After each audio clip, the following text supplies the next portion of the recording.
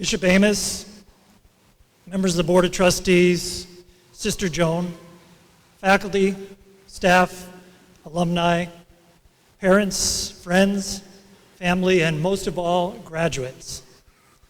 Let's get started right away with a question. What's the good word?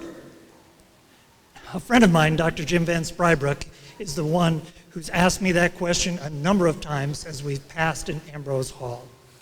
What's the good word, Dave? It's one of those casual greetings, such as, how you doing? To which we usually say fine, but sometimes annoying people like me attempt to give an answer to that casual greeting. One time I asked him what his answer might be.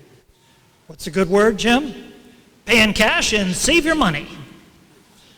He told me that many times. I recently tried the question with a family member, and the good word was free. I guess that's often a pretty good word, too.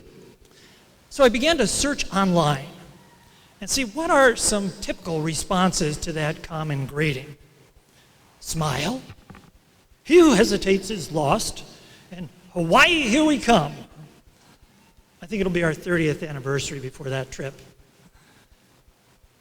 As I was using that ultimate academic research tool, Google, I saw that just a month ago, the Oxford English Dictionary Online announced perhaps not a good word, but at least the word of the year. And you've probably heard.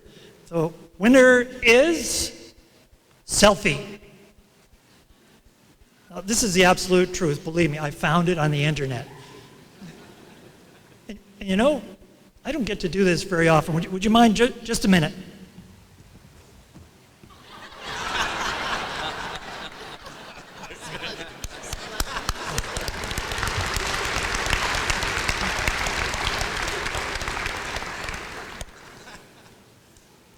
Okay, back to Ambrose Hall. One day, for some reason, when I asked Jim this question, what's a good word, I thought for a moment.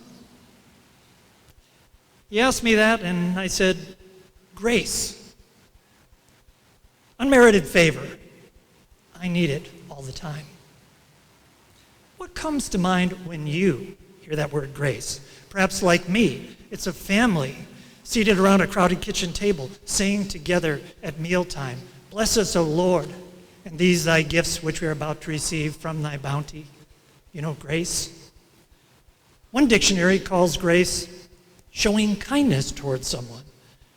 Another says on the part of the bestower, the grace giver, it's the friendly disposition from which the kindly act proceeds. Now it's easy to say, but harder to do, isn't it?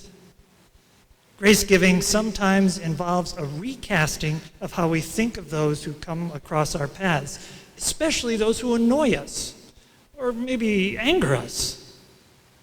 Martin Buber, an early 20th century philosopher who wrote through much of the century, penned a book called I and Thou.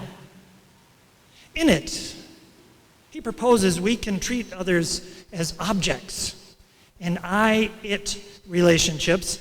Now, I don't think we do this literally. Wow, you really remind me of a chair. I don't think that's what he's saying. But it is quite different from an I-thou relationship, which means the other is someone holy and worthwhile. Buber indicates that each thou is connected to an ultimate thou, far above us all, as we all surely are. Could it be that in the day-to-day exchanges, there really is a sacred space between us, which we might see with eyes that are so attuned? Consider one great grace giver, Nelson Mandela. As I drafted these remarks several days ago, I had no idea we would be losing him in the past week, at least in body. Do you remember the incredible story? After some 27 years of imprisonment in the apartheid-torn country of South Africa, what a temptation it must have been to pay back, demand retribution, demand apologies, or stir the sentiments of his countrymen to a fever pitch. As Leonard Pitts recently said in a commentary, had Mandela acted differently, the waters of the South Atlantic Ocean might still be running red. But what did he do?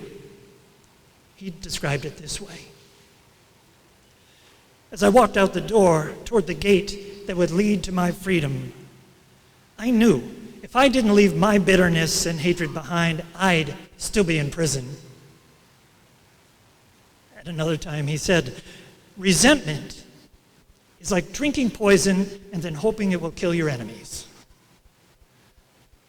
Oh, we all need some help in this grace-giving business, don't we?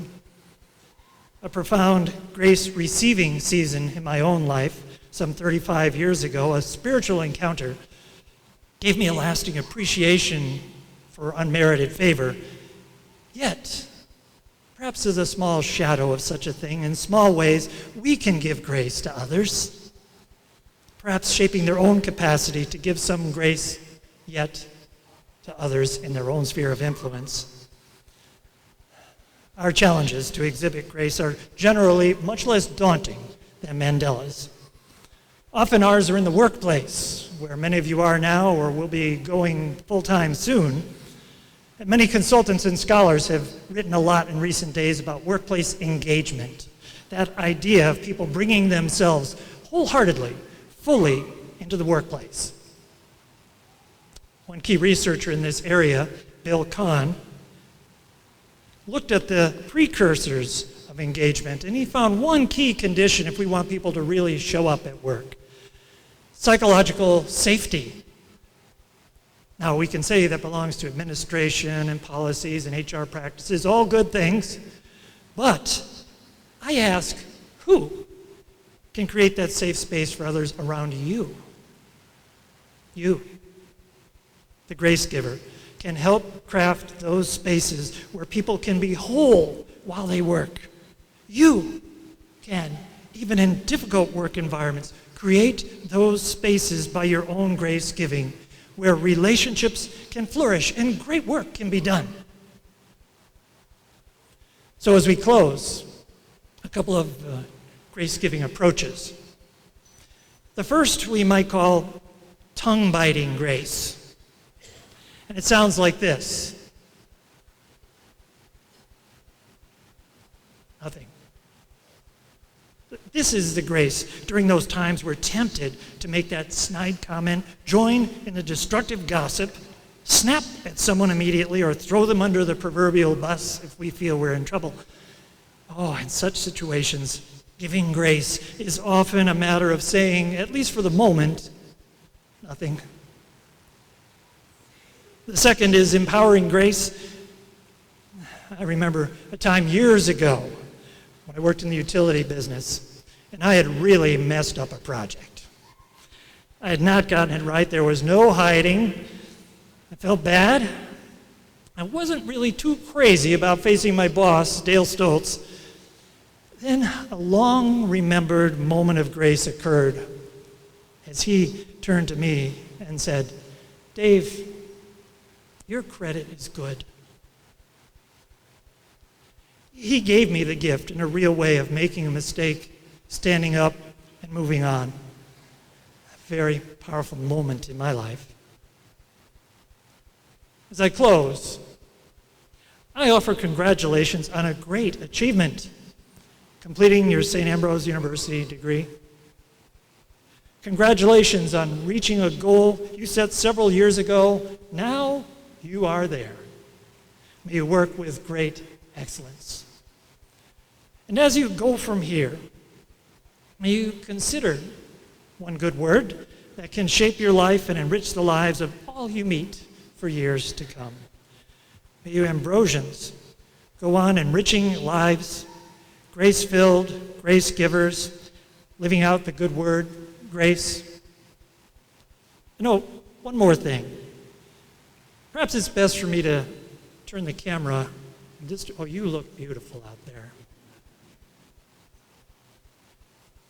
And just capture the thought of hundreds of you going out, doing excellent work, enriching the lives of others, sprinkling a bit of grace as you go. Now that's a beautiful picture. May God bless you as you go.